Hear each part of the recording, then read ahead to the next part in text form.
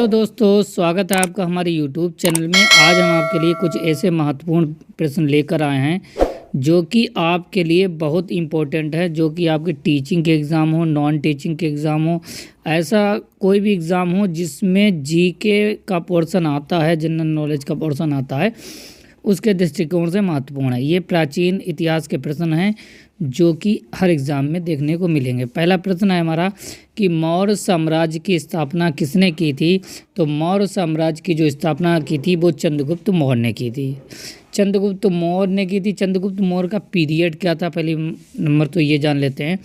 350 VC से 295 VC तक चंद्रगुप्त मौर्य का पीरियड रहा था। ये मौर्य वंश के पहले शासक थे और इन्होंने चाणक्य के साथ मिलकर, किसके संग मिलकर, चाणक्य के साथ मिलकर घनानंद को हराया था और मौर्य वंश की स्थापना की थी। ठीक, इतना कॉन्सेप्ट क्लियर हो गया। एक प्रश्न और आता है कि मौर्य वंश ने टोटल कितने वर्ष तक शासन किया। तो 137 वर्ष तक इसने शासन किया था। अगले प्रश्न की तरफ चलते हैं। अगला प्रश्न है हमारा कि आचार्य चाणक्य को और किस नाम से जाना जाता है। तो विष्णुगुप्त और कौटिल्य के नाम से भी जानते हैं। अर्थशास्त्र की रचना किसने की थी। तो कौटिल्य ने की थी। अगला प्रश्न है कि प्रसिद्ध यूनानी राजदूत मेगास्थनीज भारत में किसके दरबार में आया था। तो चंद्रगुप्त मौर्य के दरबार में आया था। चंद्रगुप्त मौर्य जिनका शासनकाल अभी मैंने आपको बताया 350 बीसी से 295 बीसी तक, यानी ईसा पूर्व तक। ठीक है, अगले प्रश्न की तरफ चलते हैं। अगला प्रश्न है कि मेगास्थनीज द्वारा मौर्य वंश की शासन व्यवस्था पर लिखी गई पुस्तक का नाम क्या था। तो इंडिका जो था वो पुस्तक का नाम था। एक प्रश्न पूछा जाता है कि इंडिका के जो लेखक हैं वो कौन है, इंडिका को किसने लिखा।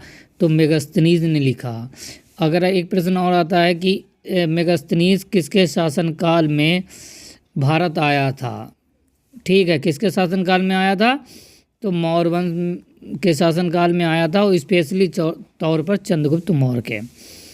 अगले प्रश्न की तरफ चलते हैं कि मौर्य वंश का अंतिम शासक कौन था। मौर्य वंश का अंतिम शासक जो था वो बृहदत्त थे, और इनकी जो हत्या हुई थी, या मौर्य वंश के अंतिम शासक थे, और इनकी हत्या इनके सेनापति जो पुष्यमित्र शुंग जो थे उन्होंने कर दी थी, और यहीं से शुंग वंश की स्थापना भी हुई थी। ठीक है, तो अगले प्रश्न की तरफ चलते हैं कि सम्राट अशोक किसका पुत्र था। तो सम्राट अशोक जो थे वो बिंदुसार के पुत्र थे। और बिंदुसार किसका पुत्र था। बिंदुसार अशोक का पुत्र। बिंदुसार जो थे वह चंद्रगुप्त मौर्य के पुत्र थे।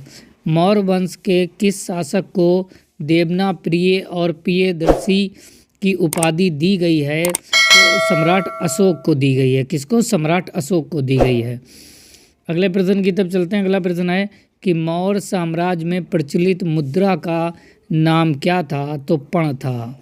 अगर आपसे प्रश्न इस तरीके से भी पूछ सकते हैं कि जो एक मुद्रा होती है पण, वो किस साम्राज्य में प्रचलित थी, यानी वो किस राजवंश में प्रचलित थी, तब आप कहेंगे कि पण मुद्रा जो होती थी वह मौर्य साम्राज्य में प्रचलित थी। मौर्य साम्राज्य जिसकी स्थापना चंद्रगुप्त मौर्य ने करी थी। कौटिल्य के संग यानी चाणक्य के साथ मिलकर घनानंद को हराया था और मौर्य वंश की स्थापना की थी। अगर आपको वीडियो पसंद आ रहा हो तो प्लीज़ लाइक करें, सब्सक्राइब करें, और रोज़ाना इस तरीके के महत्वपूर्ण वीडियो हम अपने चैनल पर लेकर आते हैं, जिससे कि आपके आगामी एग्ज़ाम की तैयारी आसानी से हो सके। और अगर आप फ्री बैच चाहते हैं और पेड बैच से बचना चाहते हैं, तब ये चैनल आप ही के लिए है।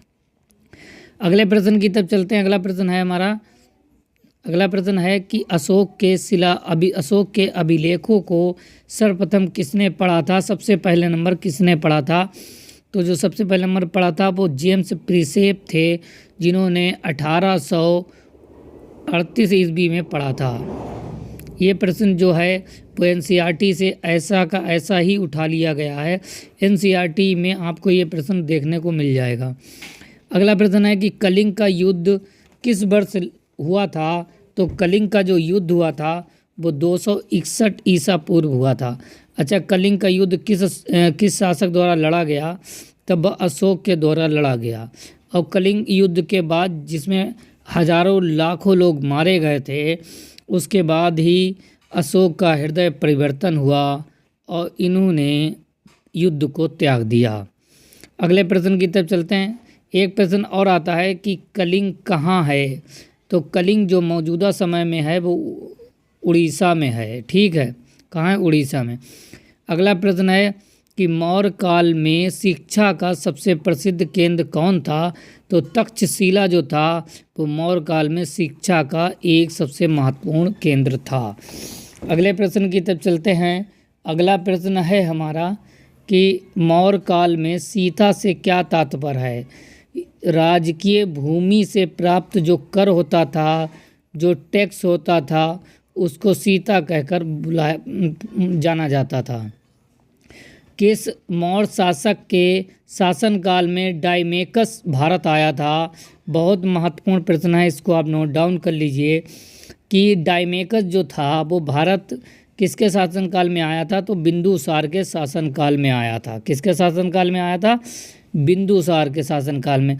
और बिंदुसार किस राजवंश का शासक था? तो मौर्य राजवंश का शासक था। अगले प्रश्न की तरफ चलते हैं। अगला प्रश्न है कि मौर्य साम्राज्य में धर्म महामात्र का क्या कार्य है? क्या कार्य था? तो नैतिक सिद्धांतों का प्रचार करना ही इसका कार्य था। अगला है कि तृतीय बौद्ध सम्मेलन कहाँ संपन्न हुआ था? तो पाटलिपुत्र में हुआ था।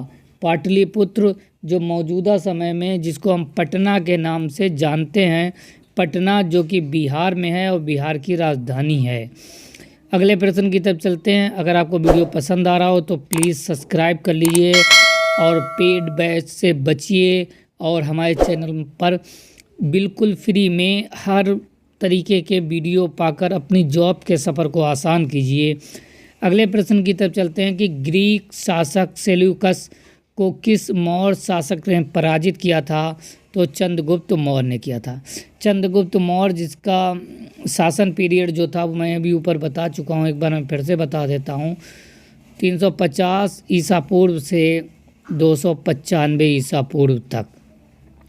अगले प्रश्न की तरफ चलते हैं कि किस अभिलेख से मौर्य साम्राज्य की जल संसाधन व्यवस्था की जानकारी मिलती है? तो अशोक का रुक्मिन नदेई स्तंभ लेख जो था उससे जानकारी मिलती है। अगला प्रश्न है कि अशोक की नीतियों एवं इसके व्यक्तित्व की जानकारी का स्रोत क्या है? तो शिलालेख और स्तंभ लेख जो है वो इसकी जानकारी का मुख्य स्रोत है। अगला प्रश्न है कि कौटिल्य का अर्थशास्त्र किस सिद्धांत पर आधारित एक पुस्तक है? तो शासन के सिद्धांतों पर आधारित एक पुस्तक है। कौन सी? कौटिल्य की पुस्तक अर्थशास्त्र। अगले प्रश्न की तरफ चलते हैं कि मेगस्थनीज ने भारतीय समाज को कितने भागों में बांटा? तो मेगस्थनीज ने भारतीय समाज को टोटल 7 भागों में बांटा। कितने भागों में? 7 भागों में। अब मेगस्थनीज ने एक पुस्तक लिखी थी, उसका क्या नाम था? उसका नाम था इंडिका। ठीक है, क्या नाम था? इंडिका नाम था। इतना आप याद रख लीजिए। अगले प्रश्न की तरफ चलते हैं कि रुम्मी नदेई स्तंभ किसके शासनकाल का है? तो सम्राट अशोक के शासनकाल का है।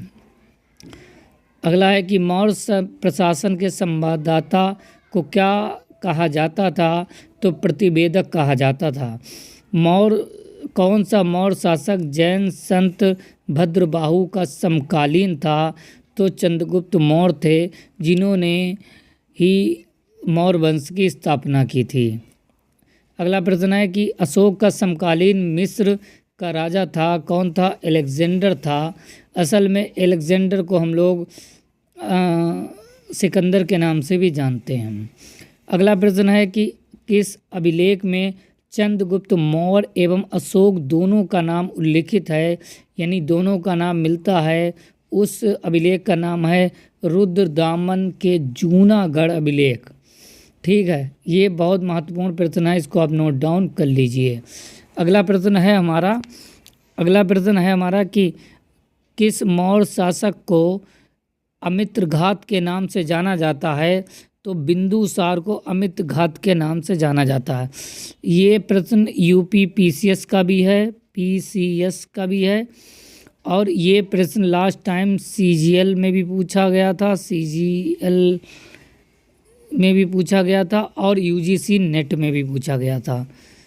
ठीक है, यूजीसी नेट में भी पूछा गया था। अगले प्रश्न की तरफ चलते हैं। अगला प्रश्न है कि किस ग्रंथ में मौर्यों का क्षत्रिय रूप में वर्णन किया गया है? तो दिव्या बदान में किया गया है। कलिंग भारत के किस राज्य में स्थित है? तो कलिंग जो है भारत के उड़ीसा राज्य में स्थित है और 261 ईसा पूर्व कलिंग का युद्ध हुआ था जो अशोक द्वारा लड़ा गया था, जिसमें लाखों लोग मारे गए थे। चंद्रगुप्त मौर्य का प्रधानमंत्री कौन था? तो आचार्य चाणक्य जो थे वो चंद्रगुप्त मौर्य के प्रधानमंत्री थे और आचार्य चाणक्य के साथ मिलकर ही चंद्रगुप्त ने धनानंद को हरा दिया था और मौर्य वंश की स्थापना की थी। अगले प्रश्न की तरफ चलते हैं कि अशोक के किस शिलालेख में कलिंग युद्ध का वर्णन मिलता है? तो 13वां जो शिलालेख है उसमें कलिंग युद्ध का वर्णन मिलता है। अगले प्रश्न की तरफ चलते हैं। अगला प्रश्न है कि कलिंग युद्ध के उपरांत यानी बाद में सम्राट अशोक ने कौन सा धर्म अपना लिया था? तो बौद्ध धर्म अपना लिया था। अगला प्रश्न है कि मौर्य साम्राज्य से संबंधित सभी अभिलेखों एवं शिलालेखों के अनुसार सम्राट अशोक का उत्तराधिकारी कौन था? तो कुणान जो था वो सम्राट अशोक का उत्तराधिकारी था। किस मौर्य शासक ने प्रसिद्ध सांची स्तूप का निर्माण करवाया? सम्राट अशोक ने करवाया। अगला प्रश्न है कि अशोक का समकालीन तुर्मय कहाँ का शासक था? तो यह मिस्र का था और अलेक्जेंडर भी मिस्र का ही था जो सम्राट अशोक के समकालीन था। मौर्य वंश का सबसे महान शासक किसे माना जाता है? तो मौर्य वंश का सबसे महान शासक जो था वो सम्राट अशोक को माना जाता है, जिसका पीरियड 269 BC से यानी कि बिफोर क्राइस्ट यानी कि ईसा पूर्व से 232 ईसा पूर्व तक था। 269 से 232 ईसा पूर्व तक था।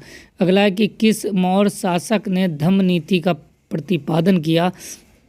अशोक ने किया, जिनका पीरियड था 269 BC से 232 BC तक। ठीक है। अगला है कि चंद्रगुप्त मौर्य का उत्तराधिकारी कौन था? तो बिंदुसार था और बिंदुसार का उत्तराधिकारी सम्राट अशोक था। कौन था? सम्राट अशोक था। आई होप कि आपको कॉन्सेप्ट समझ में आ रहा होगा। अगर आप चैनल पर नए हैं और इस तरीके के महत्वपूर्ण वीडियो फ्री में चाहते हैं तब आप चैनल को सब्सक्राइब कर लीजिए। सम्राट अशोक को बौद्ध धर्म की दीक्षा किसने दी थी? तो उपगुप्त ने दी थी। किसने की थी? उपगुप्त ने दी थी। अगला प्रश्न है कि किस मौर्य शासक के सर्वप्रथम सौराष्ट्र में सुदर्शन झील का निर्माण कराया था? बहुत महत्वपूर्ण प्रश्न है, लगभग एग्जाम में पूछा जाता है कि सुदर्शन झील का निर्माण किसने करवाया था? तो चंद्रगुप्त मौर्य द्वारा करवाया गया था। अगला है कि मौर्य काल में कंटक शोधक क्या था? तो फौजदारी न्यायालय जो होता था उसको कंटक शोधक के नाम से जाना जाता था। धर्म महामात्र कौन थे? अधिकारी थे। किस ग्रंथ में गुप्तचर व्यवस्था का प्रथम विस्तृत वर्णन किया गया? अर्थशास्त्र में किया गया। किस शासक को द्वितीय अशोक कहा गया? कनिष्क को कहा गया। किस मौर्य शासक ने यूनानियों को भारत से खदेड़ा? तो चंद्रगुप्त मौर्य ने खदेड़ा था। चंद्रगुप्त मौर्य का जन्म कब हुआ था? 340 ईसा पूर्व हुआ था। चंद्रगुप्त मौर्य ने अपने जीवन का अंतिम दिन कहाँ बिताए थे? तो श्रवण बेलगोला में बिताया था। अगर आप चैनल पर नए हैं, पहली बार विजिट कर रहे हैं तो प्लीज़ सब्सक्राइब कर लीजिए। मौर्य साम्राज्य की राजधानी कहाँ थी? पाटलिपुत्र थी, जो मौजूदा समय में पटना है। चंद्रगुप्त मौर्य के बाद गुप्त मौर्य साम्राज्य की गद्दी किसने संभाली? बिंदुसार ने संभाली। कलिंग का युद्ध किनके बीच लड़ा गया? तो कलिंग का युद्ध सम्राट अशोक और राजा अनंत पद्मनाभन के बीच लड़ा गया, जो कि 261 ईसा पूर्व में हुआ था। मौर्य वंश का अंतिम शासक कौन था? मौर्य वंश का अंत किसने किया था? पुष्यमित्र शुंग ने क्या काम किया था कि जो इसका अंतिम शासक था मौर्य वंश का बृहद्रथ, इसको मार कर मौर्य वंश का अंत कर दिया था और यहीं से स्टार्ट हुआ था शुंग वंश। ठीक है, जिसके बारे में हम अगले वीडियो में पढ़ेंगे। आई होप कि आपको वीडियो पसंद आया होगा, तो लाइक करें, सब्सक्राइब करें और इस तरीके के वीडियो पाने के लिए चैनल पर बने रहें।